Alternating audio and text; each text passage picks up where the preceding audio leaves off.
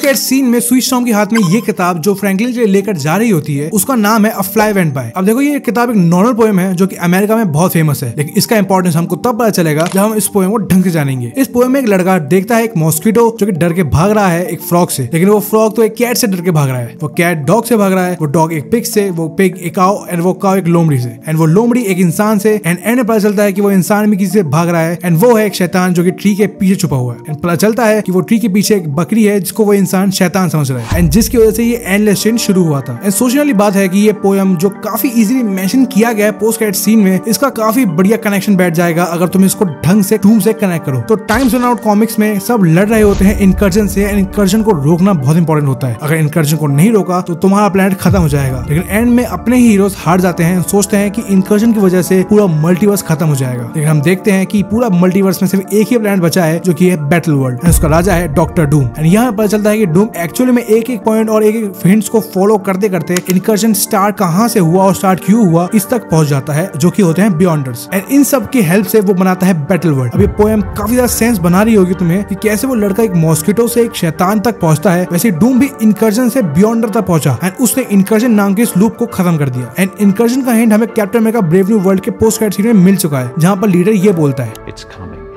I've seen it in the probabilities, seen it plain as day.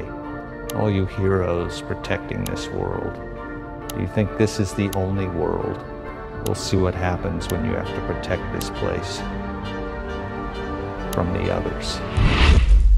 I know कि मैंने सीधा भयंकर detail दे दी, लेकिन वीडियो तुम्हें पसंद आ रही होगी तो यार लाइक कर दो, सब्सक्राइब कर दो। चलो पोस्ट क्रेडिट सीन को स्टार्टिंग से एनालाइज करते हैं। हमको दिखाया जाता है टाइम गैप जो कि होता है 4 साल बाद का। तो एक काफी क्लियर ईस्टर आ गया फैंटास्टिक 4 का, लेकिन एक काफी इंपॉर्टेंट सवाल आता है कि डूम ने 4 साल वेट क्यों किया। उस पर हम आगे बात करेंगे इस वीडियो में। अब वहां पे हम देखते हैं कि सुई स्टॉर्म फ्रैंकलिन के लिए किताब पढ़ रही होती है, इसका नाम होता है वेरी हंग्री कैटरपिलर। अब ये पोएम इतनी इंपॉर्टेंट नहीं है, इसका खास बात है इसका पूरा प्रीमाइस, जहाँ पे एक कैटरपिलर जो बहुत सारा भूखा होता है वो कैसे बहुत सारा खाना खा खा के ककून में बदल जाता है एंड में बटरफ्लाई बन जाता है। और याद रखना कि बटरफ्लाई पे फ्रैंकलिन भी बटरफ्लाई बोला। मतलब अगर हम ढंग से सोचें तो ये पोएम एक्चुअल में रेफरेंस देती है गैलेक्टस को जो कि एक्चुअल में बहुत सारा भूखा है और उसके पास इतनी ज्यादा भूख है कि वो उससे एंड में मरना ही है। लेकिन सोचने वाली बात है कि ये पोएम सेंस भी बना सकती है अगर तुम उसको फ्रैंकलिन से कनेक्ट करो। गैलेक्टस बोलता है कि तुम्हारे पेट में एक शैतान पल रहा है जिसमें बहुत ज्यादा भूख है। अब ये भूख अगर तुम फ्रैंकलिन से लो तो फ्रैंकलिन बहुत ज्यादा भूखा है, एंड में जाके ककून से बटरफ्लाई बन जाएगा और उसका एक ट्रांसफॉर्मेशन होगा सीक्रेट वॉर्स के बाद, शायद इसलिए बटरफ्लाई वर्ड पे इतना ज्यादा खुश होता है फ्रैंकलिन। तो हम आगे बढ़े हम देखते हैं कि फ्रैंकलिन इस बुक से बोर हो चुका है एंड वो एक नई बुक को डिमांड करता है। एंड सुई जाती है नई बुक को ढूंढने एंड वो हर्बी से कहती है कि वो बुक लाके दो। एंड हर्बी देता है द ओरिजिन ऑफ स्पीशीज जो कि है चार्ल्स डार्विन की। और सबसे इंटरेस्टिंग बात है कि सुई इस चीज पे बोलती है कि ये उसकी फेवरेट किताब तो है लेकिन हम उसको कल पढ़ चुके हैं। फ्रैंकलिन इतना स्मार्ट हो चुका है कि वो ओरिजिन ऑफ स्पीशीज पढ़ रहा है और वो खत्म कर चुका है और आज को कुछ और पढ़ना है। एंड ओरिजिन ऑफ स्पीशीज का रखना यहाँ पर काफी इंपॉर्टेंट चीज है, बिकॉज जैसे हमको पता है कि कॉमिक्स के अंदर फ्रैंकलिन में इतनी पावर है वो यूनिवर्स को जन्म दे सकता है, वो उसके अंदर पावर है वो किसी को भी जिंदा कर सकता है। तो शायद इसलिए ओरिजिन ऑफ स्पीशीज एक फ्रैंकलिन कनेक्शन बैठ जाता है सिंपल सा। लेकिन एक काफी इंपॉर्टेंट चीज है कि हम देखते हैं कि जो हर्बी बुक निकालता है उधर एक और बुक होती है, इसका नाम होता है the moon the stars and planets understanding the conscious cat. अब स्कॉन्जियस कैट क्या है ये काफी इंपॉर्टेंट है। ये एक थ्योरी है कि एक्चुअल में एक वैक्यूम और एक ऐसे स्पेस के अंदर हम बिल्ली को रखें तो बिल्ली ना जिंदा है ना वो मरी हुई है, वो एक्चुअल में दोनों एक साथ है। लेकिन the moon the stars planets और फिर स्कॉन्जियस कैट इनका कुछ मिलन नहीं है, एक बहुत रैंडम बुक है जो रियल लाइफ में एग्जिस्ट भी नहीं करती। मोस्ट प्रोबेबली ये फ्रैंकलिन नहीं पढ़ता, ये रीड पढ़ता होगा। लेकिन हम देखते हैं कि सुई मना करती है एंड सुई जाती है वो एक किताब उठाती है जिसका नाम होता है अ फ्लाई वेंट बाय। अब इसके बारे में हम पहले ही बात कर चुके हैं, लेकिन हम पोएम के ऊपर और बात करेंगे इन फ्यूचर थ्योरीज। इसके बाद सुई जाती है कमरे के पास और हम सुनते हैं एक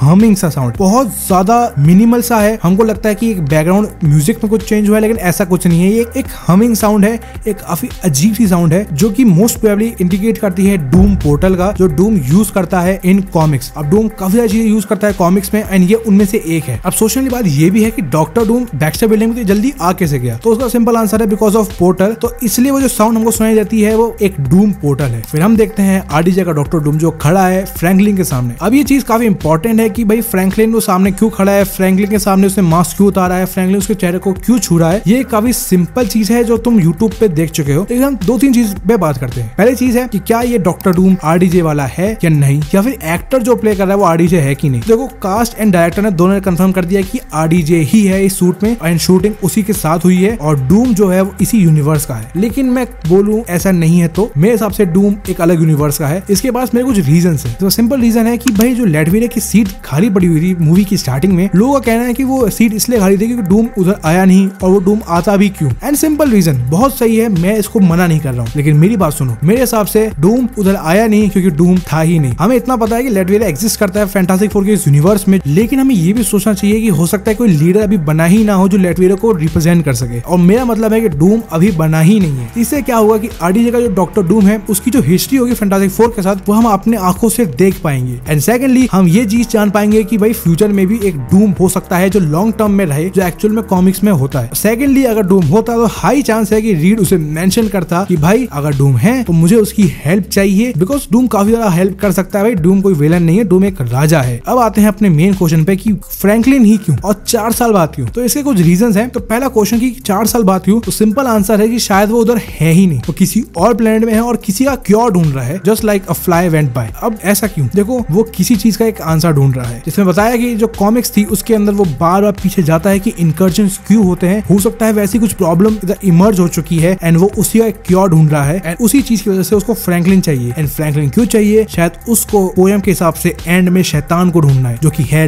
लोकी, कि उसके पास पहला सिक्का रेडी है, दैट इज फ्रैंकलिन जो कि है मॉस्किटो। अब उसको चाहिए कैट, फ्लॉग, डॉग। ये चीजें कौन है, ये है एंकर बीइंग्स। हो सकता है कि फ्रैंकलिन फैंटास्टिक फोर के यूनिवर्स का एंकर बीइंग हो जिसके मरने के बाद पूरे यूनिवर्स खत्म होने वाला है। एंड आरडीजे का डॉक्टर डूम इसे काफी स्पेसिफिकली चुनता है। फॉर एग्जांपल वो फ्रैंकलिन को लेके जाएगा अपना पहला काम के लिए। एंड सेकंड काम जो कि उसका मेन होगा वो है स्कारलेट विच को जिंदा करना। मेरे हिसाब से स्कारलेट विच जो होगी वो होगी अर्थ 616 की एंकर बीइंग। ये काफी इंपॉर्टेंट हो सकता है क्योंकि हमें पता है कि मल्टीवर्स ऑफ मैडनेस के बाद वो दिखी नहीं है क्योंकि मर चुकी है। एंड उसको जिंदा करने का एक ही तरीका है, दैट इज फ्रैंकलिन। और ऐसा ही नहीं, वो और प्लेनेट पे जाएगा। फॉर एग्जांपल वो एक्समैन की दुनिया में जाएगा एंड वहां पर वो जीन ग्रे को ढूंढेगा। और इतना स्मार्ट खेला है मार्वल वालों ने, उन्होंने एक्समैन की ऑलमोस्ट पूरी कास्ट अनाउंस कर दी, लेकिन उन्होंने जीन ग्रे को अनाउंस नहीं किया। और जीन ग्रे को अनाउंस कर देते तो हम समझ जाते हैं कि जीन ग्रे ही उस यूनिवर्स की एंकर बीइंग है। एंड थिंक अबाउट इट, ये चीजें काफी ज्यादा सेंस बनाएंगी अगर तुम उन बुक्स को रेफरेंस मांग के चलो उस पोस्ट कैट सीन से एंड उसको काफी ज्यादा कनेक्ट कर लो। आई नो तुमको वीडियो पसंद आई, अगर तुम यहाँ तक देख लिए तो तुम वीडियो को लाइक मार दो, सब्सक्राइब करो चैनल को। तब तक के लिए मिलते हैं अगली वीडियो में, बाय बाय।